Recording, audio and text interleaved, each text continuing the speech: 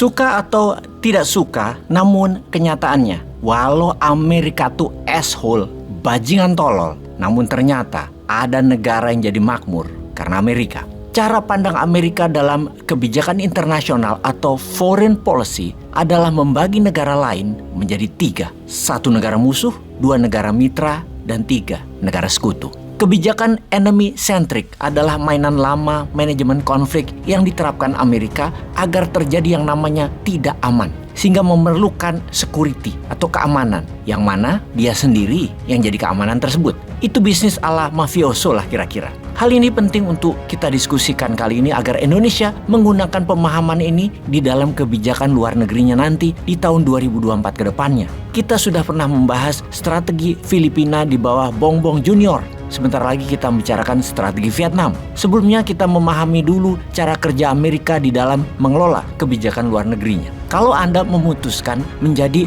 negara musuhnya Amerika, pasti habis diberantakin itu negaramu, dijadikan miskin. Kalau menjadi mitra negara Anda akan dibuat tidak kaya tapi tidak miskin. Kalau mau menjadi sekutu Amerika, negaramu pasti dibikin kaya makmur. Contoh, Singapura, Korea Selatan, Jepang, Australia, itu adalah negara-negara dekat Indonesia. Negara sekutu Amerika tersebut diizinkan untuk kaya, bahkan sangat kaya. Kalau negara mitra, ya seperti Indonesia sekarang, atau seperti Malaysia, juga Thailand. Jadi sekali lagi, sebagai polisi dunia, Amerika itu menentukan siapa negara boleh jadi kaya atau tidak. Siapa negara boleh membeli energi ini atau tidak. Kalau negara musuh atau memutuskan melawan Amerika seperti negara Venezuela, Kuba, Korea Utara, Suriah, Iran, Irak, Lebanon, Afghanistan, Turki, atau juga Rusia misalnya, akan terus dihajar perang, di mana mereka harus terus membangun angkatan perang dan bersiap untuk perang melawan Amerika. Jadi strategi bernegara kalau masih percaya selama 50 tahun ke depan adalah masih Amerika yang mengendalikan dunia, maka ada baiknya dalam 10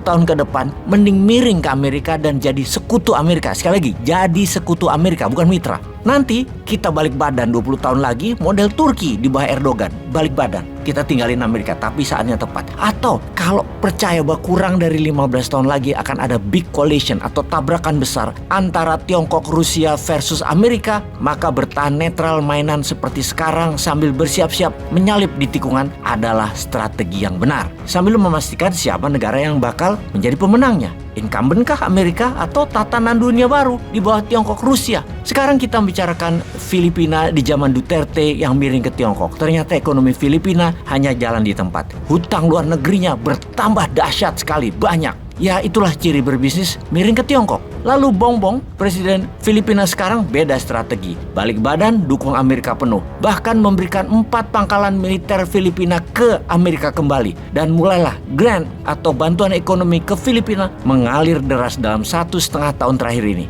Baik, kita sudah menjelaskan strategi bernegara Bongbong di video beberapa bulan yang lalu. Sekarang kita ke Vietnam. Kebijakan luar negerinya selama ini memihak Amerika mirip seperti apa yang dilakukan Korea Selatan dan Jepang setelah perang. Karena itu bilioner Vietnam bertumbuh sangat cepat. Ingat ya kata kuncinya, bilioner Vietnam bertumbuh sangat cepat. Sebagai pengingat, cara Amerika membangun adalah dengan trickle down, dari atas ke bawah. Jadi Amerika selalu membuat korporasi jadi kaya, seperti Samsung dan Hyundai di Korea Selatan, atau Toyota, Honda, Sony di Jepang. Zaman Soeharto yang miring ke Amerika juga sama. Yang dibuat kaya adalah korporasi. Bahkan sampai saat ini, korporasi binaan zaman Soeharto ala Amerika masih bertahan dan menjadi oligarki pada generasi keduanya sekarang ini. Beda dengan era reformasi yang gak jelas tujuannya. Maka tidak ada konglomerat atau giant corporation yang jadi bilioner atau triliuner baru yang solid, yang bakal jadi korporasi jangka panjang. Kalau perusahaan startup ada beberapa, tapi yang punya sekarang mayoritas asing seperti Goto, Tokopedia juga sudah dikuasai asing semua. Beda kalau cara bisnisnya all money, tidak mudah dibeli asing. Kita sekarang fokus ke Vietnam kembali, yang dimanja Amerika daripada lepas ke Tiongkok. Lalu Vietnam main seperti Filipina sekarang dalam 5 tahun terakhir ya, bayangkan. Xi Jinping itu bolak-balik datang ke Vietnam lebih dari 4 kali, belum lagi pejabat tinggi Tiongkok datang ke Vietnam. Yang intinya merayu agar Vietnam mau jadi proksinya Tiongkok, tentunya melawan Amerika. Dan bahkan tanggal 12 Desember kemarin, Xi Jinping datang lagi ke Vietnam. Lalu pertanyaannya, apa jawaban Vietnam kepada Tiongkok? Apa yang Vietnam lakukan kemudian? Pertanyaannya berikutnya, mengapa Vietnam akan menjadi kekuatan utama di ASEAN menyalip Indonesia dan Thailand? Kalau jawaban pejabat Indonesia ketika ditawari sama Tiongkok kita semua tahu. Apalagi petugas negara yang sangat pro Tiongkok karena dikasih mainan batu bara, nikel lah, sampai 7 turunan hartanya tidak akan habis. Itu fasilitas yang dikasih Tiongkok. Pasti diterima tawaran Tiongkok, walaupun faktanya dalam 10 tahun ini ekonomi Indonesia hanya tumbuh 50%-an atau 5% setahun. Beda zaman miring ke Amerika, zaman Soeharto atau zaman SBY lah. Zaman SBY itu Indonesia tumbuh 200% dalam 10 tahun. Jadi kita harus secanggih Vietnam lah intinya.